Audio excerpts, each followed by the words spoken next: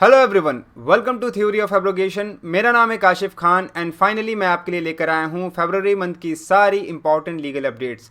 इन updates में हम discuss करते हैं सुप्रीम कोर्ट के बहुत इंपॉर्टेंट जजमेंट्स को और यहाँ पर जो भी नए लॉज आते हैं पार्लियामेंट की तरफ से उनको। ये आपके आने वाले एग्जाम में काफ़ी ज़्यादा इंपॉर्टेंट होते हैं। बेसिकली वो एग्ज़ाम जो कि जैसे कि जुडिशरी हो गया, एपीओ हो गया और अदर लीगल एग्जाम्स में आपके बहुत ज़्यादा हेल्पफुल होते हैं। तो वीडियो में अंत तक बने रहिएगा। चलिए वीडियो को शुरू करते हैं। बात करते हैं इस मंथ की सबसे पहली इंपॉर्टेंट लीगल अपडेट्स की। केस का नाम है Venkataraman Krishnamurthy versus Lodha crown build mart private limited. किस केस का फैक्ट कुछ इस तरीके से है कि यहाँ पर national consumer dispute resolution commission जो है उन्होंने एक नया इंटरप्रिटेशन दिया एक कॉन्ट्रैक्ट को, जो कॉन्ट्रैक्ट इंटर हुआ था बायर और सेलर के बीच में एक पर्टिकुलर अपार्टमेंट को लेकर। जब ये मामला सुप्रीम कोर्ट पहुंचा, यहाँ पर जो है सुप्रीम कोर्ट में इस मुद्दे को लेकर गया कि क्या ये जो इंटरप्रिटेशन नया किया गया है ये सही है, क्या इसको माना जा सकता है। तो सुप्रीम कोर्ट ने कहा कि कॉन्ट्रैक्ट को जिस तरीके से लिखा गया है और जिस तरीके से पार्टी उसमें इंटर हुई है, जो टर्म्स एंड कंडीशन लिखे गए हैं उसको उसी तरीके से इंटरप्रेट किया जाएगा। कोर्ट के पास ये कोई राइट नहीं है कि वो उस कॉन्ट्रैक्ट को किसी अदर तरीके से इंटरप्रेट कर सके। अगर कोर्ट ये करती है तो कोर्ट यहाँ पे गलत कर रही है। इसलिए जो है कोर्ट को सुप्रीम कोर्ट ने यहाँ पे कहा कि कोई भी कॉन्ट्रैक्ट को कोर्ट जो है वो रीराइट नहीं कर सकती और एक नया कॉन्ट्रैक्ट जो है वो नहीं बना सकती by giving a new interpretation to the contract. Supreme court ने यहाँ पे general insurance society versus Chandramul Jain के केस का भी रेफरेंस केस में दिया है। तो केस काफ़ी ज़्यादा इंपॉर्टेंट है, आपके एग्जाम में पूछा जा सकता है। नेक्स्ट इंपॉर्टेंट है उत्तराखंड का यूनिफॉर्म सिविल कोड। तो जैसा कि आप सभी को मालूम है कि उत्तराखंड जो है बनने जा रहा है इंडिया का सेकंड स्टेट जहां पर यूनिफॉर्म सिविल कोड जो है इम्प्लीमेंट किया जाएगा। तो यहाँ पर 7 फरवरी 2024 को जो है यूनिफॉर्म सिविल कोड का जो बिल है वो उत्तराखंड की असेंबली ने पास कर दिया है। ये बिल बेसिकली बात करता था मैरिज, डिवोर्स, इनहेरिटेंस और इनसे रिलेटेड जितने भी अदर मैटर हैं उनमें जो है एक यूनिफॉर्म लॉ लाने की, है ना। तो जितने भी उत्तराखंड के रेसिडेंट हैं उनके ऊपर ये लॉ एप्लीकेबल होगा, चाहे वो उत्तराखंड में रह रहे हों या उत्तराखंड से बाहर रह रहे हों। और इस बिल को इंट्रोड्यूस किया है पुष्कर सिंह धामी जी ने, ये उत्तराखंड के करेंट चीफ मिनिस्टर हैं।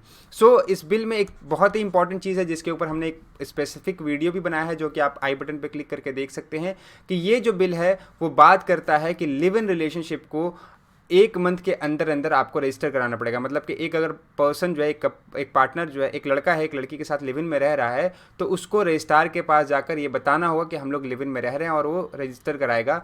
और अगर वो जब लिव इन छोड़ रहे हैं, मतलब अगर उनके बीच में ब्रेकअप हो जाता है बेसिकली अगर हम बात करें तो ये भी इन्फॉर्मेशन उनको जाके रजिस्ट्रार को देनी पड़ेगी। इसका पूरा प्रोविज़न जो है वो पार्ट 3 सेक्शन 378 से लेके 389 तक आपका दिया गया है जिसको हमने डिटेल में डिस्कस किया है। नेक्स्ट बात करते हैं Gurvinder Singh versus state of Punjab के केस की। तो इस केस में सुप्रीम कोर्ट ने ये कहा कि जो भी इंक्वायरी की जाती है बेल ग्रांट करते समय में बेसिकली यूएपीए के एक्ट वाले केस में, तो वहाँ पर जो है वो ट्विन प्रोंग टेस्ट जो है वो यहाँ पे कोर्ट जो है वो करेगी। अब ये ट्विन प्रोंग टेस्ट क्या है इसकी बता दूं मैं। तो यहाँ पे 2 तरीके के टेस्ट होते हैं। पहला टेस्ट ये होता है कि कोर्ट ये देखेगी कि क्या हम इस बिल को रिजेक्ट कर सकते हैं, क्योंकि यहाँ पर जो है वो एक्यूज़ की प्रेजेंस बहुत ज़रूरी है, एक्यूज़ का अरेस्ट होना ज़रूरी है ताकि हम अदर इन्फॉर्मेशन उससे गेन कर सकें, उससे ले सकें। और दूसरी यहाँ पे कि क्या ये जो यहाँ पे अगर हम बेल ग्रांट करते हैं तो जो एक्यूज़ड है वो जो अदर कंडीशन दिए गए हैं सेक्शन 439 में उनको कंप्लाई करेगा। तो अदर कंडीशन क्या क्या है, ट्राइपॉड टेस्ट जिसको भी कहा जाता है कि जैसे कि अगर हम उसको बेल देते हैं तो वो भागेगा नहीं, किसी दूसरी जगह नहीं होगा, एब्सकॉन्ड नहीं हो जाएगा, या वो विटनेस को इन्फ्लुएंस नहीं करेगा, या फिर जो है एविडेंस के साथ टैंपरिंग नहीं करेगा।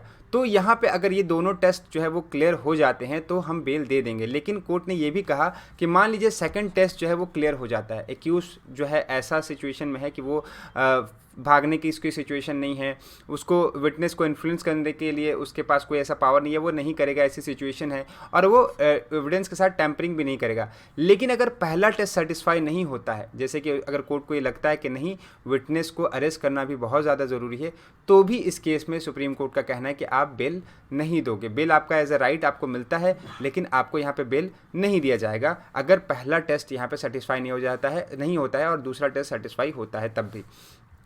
देन हमारा जो फोर्थ अपडेट है वो है association for democratic reform versus union of India.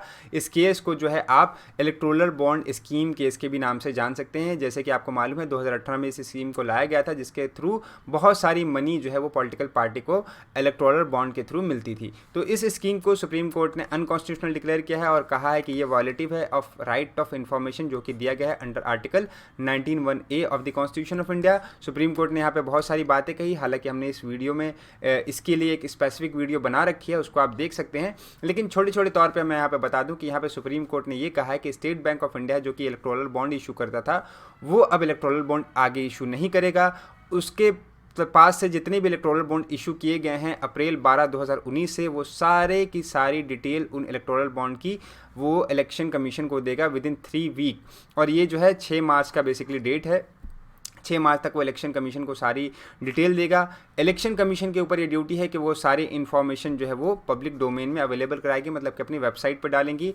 और यहाँ पे जो 15 दिन का एक टाइम पीरियड था कि अगर कोई पर्सन इलेक्टोरल बॉन्ड खरीदता है और जिस पार्टी के नाम पे खरीदता है वो पार्टी अगर उसको विड्रॉ नहीं करती है, पार्टी उसको मतलब पैसा नहीं लेती है इलेक्टोरल बॉन्ड से, तो वो पैसा जो है प्राइम मिनिस्टर जो है वो रिलीफ फंड में चला जाता था। तो अब वो पैसा प्राइम मिनिस्टर रिलीफ फंड में ना जाके वो पैसा जो है अब पार्टीज़ को वापस करेगी बैंक। तो यही पॉइंट यहाँ पे कहा गया है कि स्विंग बैंक जो है वो पैसा जो है रिफंड कर देगी अगर 15 दिन में वो पैसा पॉलिटिकल पार्टी अपने अकाउंट में डिपॉजिट नहीं करती है। तो नेक्स्ट जो अपडेट है वो है Lucknow Nagar Nigam versus Kohli brothers colour lab private limited. इस केस में सुप्रीम कोर्ट ने कहा कि ये जो आर्टिकल 300A है हमारा right to property as a constitutional right, जो हमारा आर्टिकल जो है वो बेसिकली इसको ऐड किया गया था हमारे 44th अमेंडमेंट 1978 के बाद, तो फंडामेंटल राइट से हटा के बेसिकली। तो ये क्या लीगल पर्सन, ज्यूरिस्टिक पर्सन या नॉन सिटीजन सबको इंक्लूड करता है? तो सुप्रीम कोर्ट ने कहा हाँ, ये लीगल पर्सन को भी इंक्लूड करता है, ज्यूरिस्टिक पर्सन को भी इंक्लूड करता है और नॉन सिटीजन को भी यहाँ पे इंक्लूड किया जाता है। इवन दो सुप्रीम कोर्ट ने यहाँ पे इसका टर्म और वाइडर करते हुए ये कहा कि ये टेंजेबल इंटेंजेबल प्रॉपर्टी के साथ साथ उनके ऊपर जो राइट है, टाइटल है, इंटरेस्ट है, वो भी जो है इंक्लूड करता है। ठीक है, तो बहुत एक वाइडर इंटरप्रिटेशन दिया है सुप्रीम कोर्ट ने इस केस में यहाँ पे। और सुप्रीम कोर्ट ने कहा है कि यहाँ पे जो वर्ड है no person shall be deprive of his right of his property save by authority of law, इसमें यहाँ पे जो नो पर्सन है मतलब कि ये वो सारे पर्सन होंगे जो है वो लीगल हो, ज्यूरिस्टिक हो या फिर नॉन सिटीजन हो। देन यहाँ पे हमारी नेक्स्ट जो अपडेट है वो है न्यू क्रिमिनल लॉ के ऊपर। न्यू क्रिमिनल लॉ जैसा कि हम सोच रहे थे कि कब से इंप्लीमेंट होगा, तो इसको इंप्लीमेंट करने की डेट जो है मिनिस्ट्री ऑफ एक्सटर्नल अफेयर ने बता दी है। 1 जो है जुलाई से जो है ये आपका अपडेट अब जो है वो इम्प्लीमेंट होने वाला है। तो भारतीय न्याय संहिता 2023, भारतीय नागरिक सुरक्षा संहिता 2023 एंड भारतीय साक्ष्य एक्ट 2023 जो है वो अब 1 जुलाई से इम्प्लीमेंट हो जाएंगे, 1 जुलाई 2024 से इम्प्लीमेंट हो जाएंगे और ये अब रिप्लेस कर देंगे आईपीसी, सीआरपीसी और इंडियन एविडेंस एक्ट को।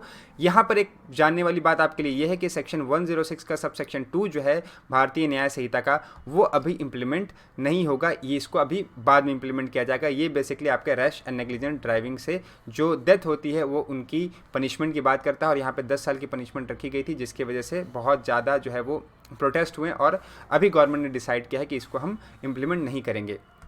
पीआईएल भी फाइल हुई थी इसके इम्प्लीमेंटेशन को रोकने के लिए, लेकिन सुप्रीम कोर्ट ने on the ground of locus जो है उसको यहाँ पे मना कर दिया है, रिजेक्ट कर दिया है इस पीआईएल को। जो लास्ट अपडेट है हमारी वो है Frank Vitus versus narcotics and control bureau का केस है। इस केस के फैक्ट कुछ इस तरीके से हैं कि एक नाइजीरियन नेशनल फ्रैंक विटस हैं, इनको एक्यूज़ किया गया था ड्रग के केस में और इनके को जब बेल दिया गया हाईकोर्ट के द्वारा, तो वहाँ पे हाईकोर्ट ने कंडीशन लगाई कि आप गूगल मैप में एक पिन ड्रॉप करोगे जिसके वजह से जो इन्वेस्टिगेटिंग ऑफिसर है वो आपका लोकेशन कभी भी देख सकता है। तो इसी कंडीशन के अगेंस्ट जो है ये सुप्रीम कोर्ट में गए और जब सुप्रीम कोर्ट में गए तो सुप्रीम कोर्ट ने ये कहा कि ये जो कंडीशन लगाई गई है ये उनके राइट ऑफ प्राइवेसी का वॉयलेशन है। और सुप्रीम कोर्ट ने गूगल को भी कहा कि ये जो कैसे पूरा का पूरा सिस्टम वर्क करता है उसके बारे में आप हमें एक्सप्लेन करिए। एक चीज़ और यहाँ पे सुप्रीम कोर्ट ने क्लेरिफाई किया कि नोटिस जो भेजा है गूगल को उसमें ये भी कहा है कि हम किसी भी तरीके से गूगल को इस केस में पार्टी नहीं बना रहे हैं, बस गूगल से हम एक इन्फॉर्मेशन मांग रहे हैं कि वो हमें बताए कि क्या ये राइट ऑफ प्राइवेसी का वॉयलेशन है कि नहीं करेगा। और यहाँ पे इस कंडीशन को अभी के लिए सुप्रीम कोर्ट ने ड्रॉप कर दिया है और कहा है कि इस कंडीशन को छोड़ के बाकी सारी कंडीशन पे उनको बेल दे दी जाए।